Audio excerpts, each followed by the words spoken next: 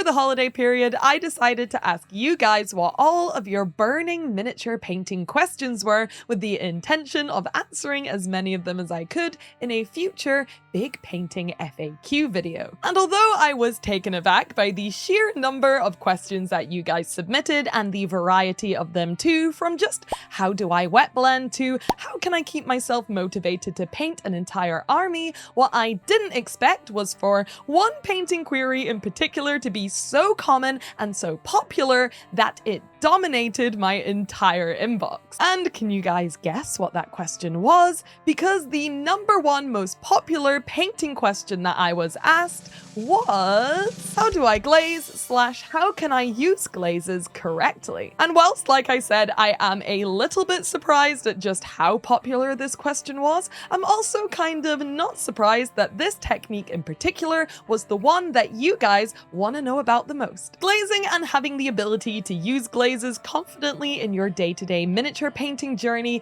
can unlock an entire arsenal of effects which look awesome and, more importantly, are all super duper useful. From making the most seamless blends and transitions possible, heightening your saturation levels, creating perfect tones, and producing paint jobs so punchy you'll have them reported for senseless violence. And once you start using them, I promise you that you will wonder how you ever lived, or I guess painted, without them. So settle in, grab your brushes, and of course your paints, and let's begin this ultimate guide to glazing in miniature painting. Whoosh! Croaky whoosh. Let's go.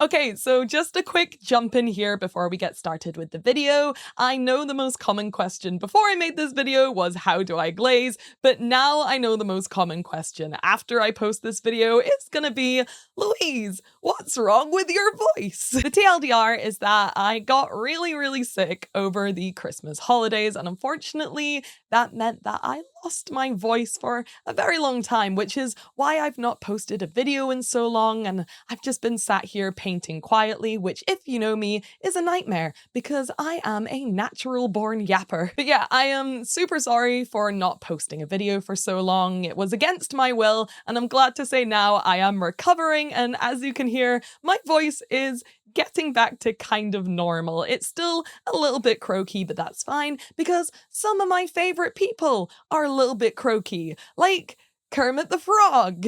I don't know who else is croaky. I thought I'd maybe have more examples than one. Sorry. Also, for all you guys who are excited for the big painting FAQ that I promised, fear not, because that video will be coming out next. Anyways, I just want to say a massive thank you to you guys for being so patient whilst I've been unwell this year. I really appreciate it, and it feels great to be back here making videos again, and I promise I'm taking it as easy as I can. I'm really trying not to go too hard too fast, but let's get back to the video.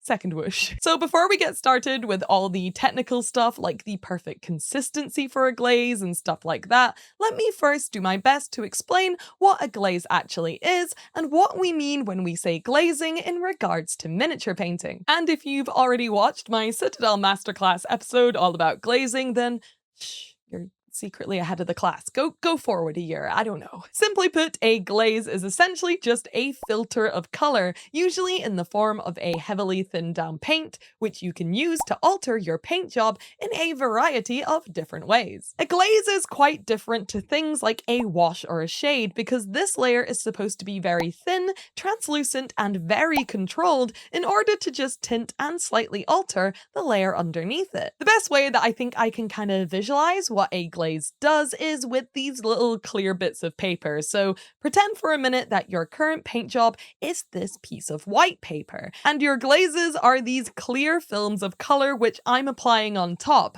As you can see, it's tinting the paint job underneath whilst preserving all the details, and it's just applying a film of color on top, which I can alter by adding some more glazes of different colors. Except instead of clear films on a piece of paper, it's thin paint on a paint job. You get it. You can use glazing to transition between colors and create the smoothest blends imaginable, add contrast and depth to your paint jobs, tint colors or change hues subtly, and my personal favorite way to use glazing, which is to add saturation to any paint job. And these 4 main techniques are exactly what we are going to be covering in this video. But first, let me talk you through what you'll need to begin glazing.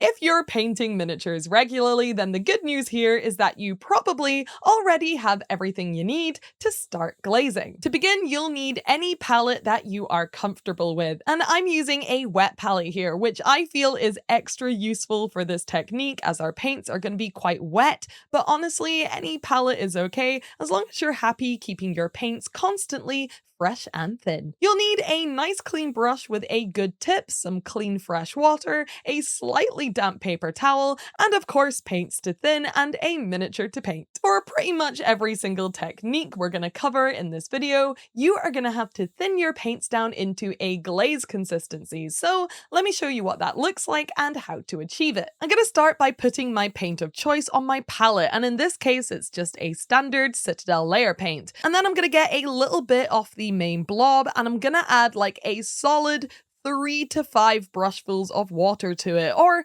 until it's around a 20 to 80 split of paint to water, and then I will thoroughly mix it together until it looks pretty similar to something like a wash. Now, if you want to glaze super fancy, then feel free to switch the water with a paint thinning medium like Lamium medium or something like that, but to be honest, I just use water like what I'm doing here because it's cheap, on hand, and honestly, it does work fine, but you do you and do whatever you are most comfortable with. Once you've got your glaze paint, the next step isn't just to put it all over your miniature, because the paint right now is so wet, it would behave just like a wash and just flow into all the recesses, and that is not what we want at all. So this is where our damp paper towel comes in. The best way to apply a glaze is to load up the brush with the glaze paint and then wipe or kind of dab away most of the excess paint onto the damp paper towel until just a small amount is left on the brush. You wouldn't just apply an overloaded, uncontrollable brush load of layer paint onto a miniature, and it's the exact same with a glaze, so removing the excess paint is vital because this is what creates that ultra thin filter-like layer that we talked about. So now, as you can see, when we apply this layer where we want it to go, the pigment is spreading evenly over just the area we applied it to, and this is exactly what we want. Now, the good news again is that just about any paint can be used as a glaze, but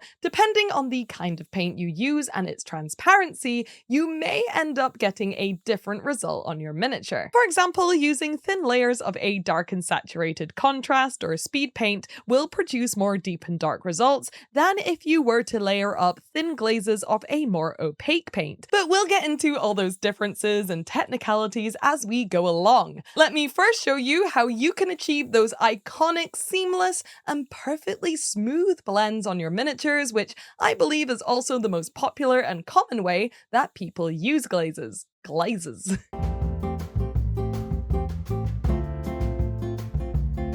So there's kind of 2 different ways that you can use glazes to transition between colors and create blends on your miniature, but in my opinion, one way is way easier than the other. The first kind of less easy way to do this is to use just glazes to build up your smooth color transition gradually using a lot of layers. Here I have a bright and saturated yellow base coat, which I eventually want to become a yellow to green to blue gradient. The first thing I'm going to do to kick off this gradient is to thin down an initial bright green paint into its glaze consistency and then apply a layer so thin that it's almost undetectable. Then I'm gonna let that layer fully dry, and a quick tip here is to use something like a hairdryer to kind of speed up the process a bit. It's really important when you're glazing to make sure you're not applying wet paint over half wet or kind of half dried layers, because doing that can end up creating a bit of a lumpy, streaky mess on your nice smooth gradient. Then all I'm gonna do is repeat this process a bunch of times, working all the way down with each layer until the gradient is strongest and completely predominantly that green color towards the end,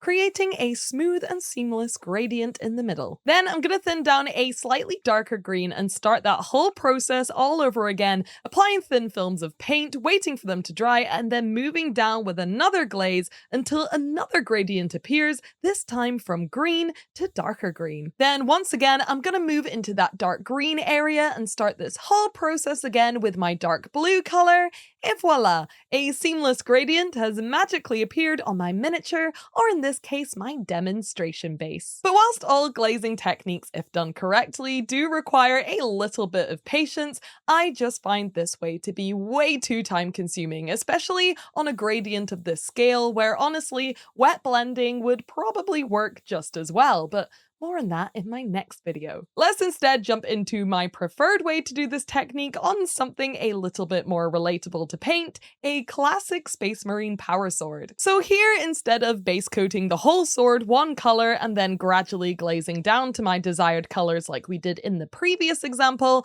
I'm going to speed the whole process up significantly by plotting in the bands of colors I want to blend together first. On the sword, I want to do a crystally blue blend, so I'm going to start with an icy blue band at the top, then a light blue, a slightly darker turquoise, and then a dark blue at the bottom, and the same on the other side. And now I'm just going to use some glazes of the same paints to soften the transitions in between each of the colors to make the blends between them look smooth and seamless. The first glaze we're going to apply is going to be in our second lightest icy blue color, and we're going to thin it down into a glaze consistency and apply it in kind of a feathering motion about midway in between our two strips. This feathering motion kind of helps blur the two colors together, as when we lift the brush off the miniature, this is where the most paint will be deposited, so it works well if that point is in between the two strips. But just to keep things super smooth, I'm going to clean off my brush and just use that clean brush to kind of feather the glaze away as it goes into the lightest color just a little bit so that the glaze blends better and it doesn't leave a harsh line. When that initial glaze has dried down, we're gonna once again just repeat that process and keep layering up our very thin layers of icy blue, narrowing down the strip each time we apply it until it builds up into that pure lighter blue zone, creating a gradual gradient between the two colors. Then all we're gonna do is repeat that exact same process with each of the darker colored bands going down the sword until we have a super well blended gradient all over the blade. And I'm going to zoom in on the sword here as much as I possibly can so you can see just how thin all of the glazing layers are. And I'm sure if I spent even more time doing this sword, it would have ended up looking even smoother than it is now. But yeah, I think that this is an incredible way to do super smooth blends on a miniature, and you can use this method on any shape or any part of a miniature you like. Here you can see that I've just used the exact same colors to mock up my bands of color on a shoulder pad, and I'm just glazing those blends in steadily. And whilst it can be a bit time consuming, I really do think the end results look amazing. Once you have this method down though, you are definitely ready to try something a little bit more intense, which is using transparent glazes to add a strong boost of contrast to any miniature.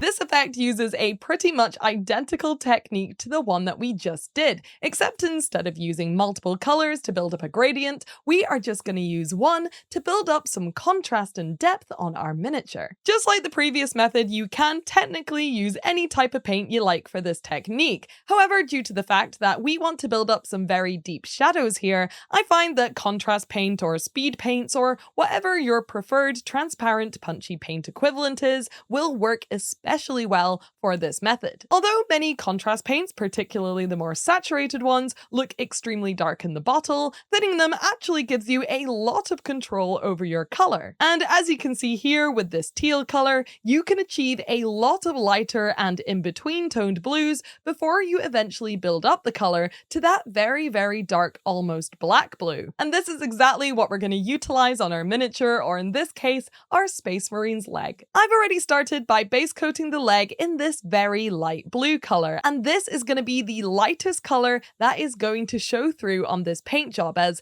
everything else we're going to do now is going to be to darken it down, so make sure you start with the lightest color that you want on your paint job. Then, just like before, even though this paint is already thin and transparent, I'm going to thin it down a little bit more into a glaze consistency, making sure to once again use that damp paper towel in order to get the maximum amount of thinness and control over my layers. Then I'm going to start glazing in my layers one at a time in the areas I want to be darker. And as you can see here, the first layer is gonna be pretty much undetectable, which is exactly what we want. Once that layer is fully dried, we're simply gonna repeat the process, thinning down our glaze, removing the excess, and then applying it onto the miniature. But with each application, we're gonna slightly narrow down our layer band into more and more focused areas that we want to be darker and have more contrast. After about 5 or 6 rounds of glazing, you can see the smooth gradients that we're aiming for on the Space Marine's leg start to appear. So just keep at it, pop on an audiobook or a podcast and keep on building up those layers until they get darker and darker in the areas you want to be the darkest. Also remember that your final color is only going to be as dark as the paint you are using, so if you're using a light pink to do this method in, your darkest color will be that light pink, which is why I quite like using transparent or contrast paints for this technique. Anyways, as you can see, our Space Marine leg now has hella depth, and after a couple of super simple edge highlights, it looks really graphic and super high contrast too. Of course, the example I just showed you on the Space Marine's leg is quite an extreme one to kind of demonstrate how far you can take this technique. But in most cases, I'll use this technique to just add a little more contrast and depth to the side of a face, or to a large smooth area that looks a little bit flat, or something like that. These two examples are probably what most people think of when they think glazes, and honestly, they're probably the most complicated way to use glazes too. But there's actually 2 more ways that I personally find myself using glazes more commonly in my day-to-day painting.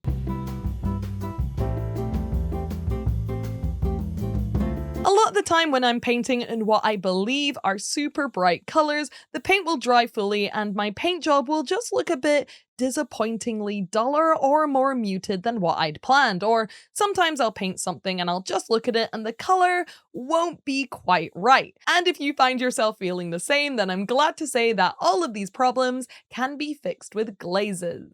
Of course. For example, here I have a face where he looks a little bit pale and sickly for my liking, and before I go in with my darker recess shades, I'd like to incorporate some warmth into the paint job first. So I'm gonna mix up a warmer sort of orangey pink and use that to tint the skin tone with a single glaze in order to kind of just warm it up a little bit. And as you can see, the skin is still very light and it hasn't been given any extra contrast or darkness by this glaze. The glaze is just warmed up the skin tone slightly, making it the exact color I wanted it to be originally. Now let's take a look at how to use glazes in my personal favorite way, which is using them to give your paint jobs a little boost of saturation. Here is a great example of a color scheme which I wanted to be punchy but just ended up looking kind of flat and dull. Imagine this green gradient on an orc or a nurgling or something like that. I wanted it to be lurid and vibrant, but it just ended up looking a little bit too muted and lame. Now, in order to give it a little bit of a kick into the more vibrant yellowy green that I had in mind,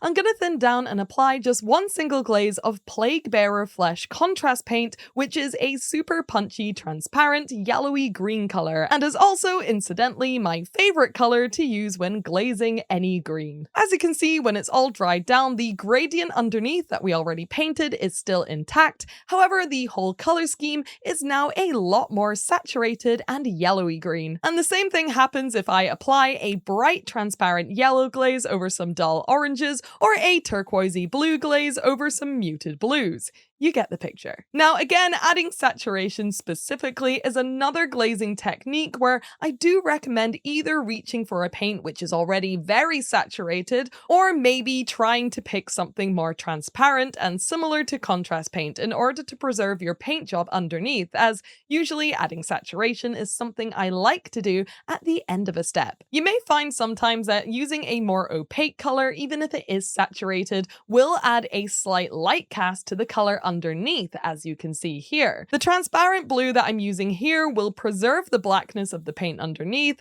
whereas the regular blue opaque paint, even though it is saturated, will always add a slight lightness to the paint job underneath, as you can see here in this example. I hope that all of this has made sense and been useful for you guys, and I've explained it in a way that seems clear and that doesn't seem off-putting or intimidating, because remember, when it comes to technical techniques like this, it's not so much finding that exact consistency or doing it exactly to the book. A lot of the time it's just muscle memory, and eventually if you do it enough, you'll find a way which works for you, which maybe isn't quite the way that I've taught it today. When you get into the flow of using glazing as a technique in your day-to-day painting, I'm sure that you'll find yourself maybe thinning the paint down a little less, or even skipping using the paper towel as you get more and more comfy with this method and the way that you want to use it. But I do think if you choose to follow the techniques that I laid out in this video, you will be well on your way to mastering this method. But as usual, if something didn't make sense, or you have any further questions, or you'd like something clarifying, then please pop it in the comments section below, because I love reading what you guys have to say. But I'm afraid that is all we have time for today. Thank you so much for watching this video. I do hope you enjoyed it and found it useful, and as always, thank you for being rogues. I will see you in the next one. Bye. Bye bye. Bye bye bye bye. Bye.